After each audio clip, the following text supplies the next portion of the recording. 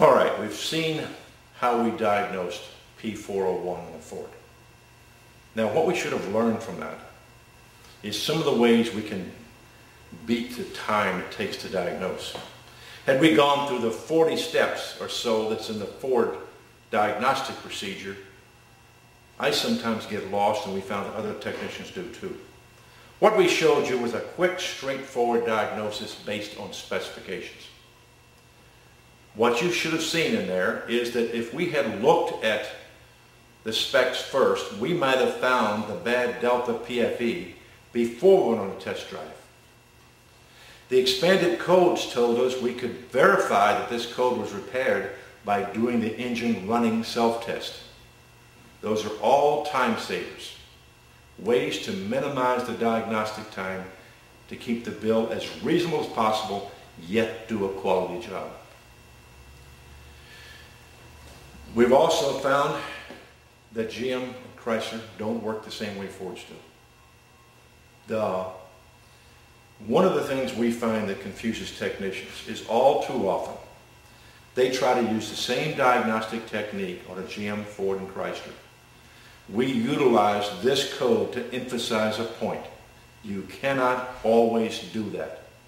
These codes are universal in that they all point to an EGR that has the wrong flow. In Ford, it's low flow. In Chrysler, it can be high or low. In GM, it can be high or low. But they don't do it the same way.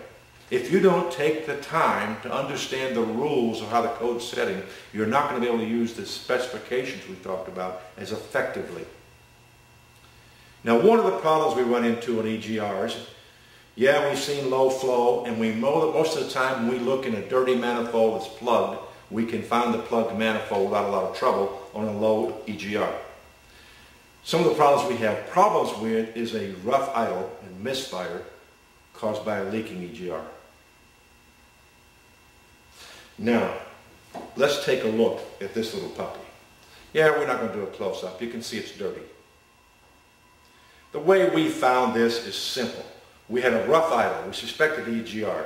We took some gasket material, made a plate that covered up the square hole, bolted it back on, and the idle was better.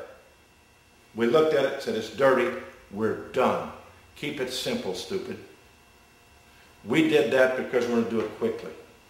Sometimes we get a misfire code because of the combustion problem caused by P300, but not always. In this particular case, we had no misfire code.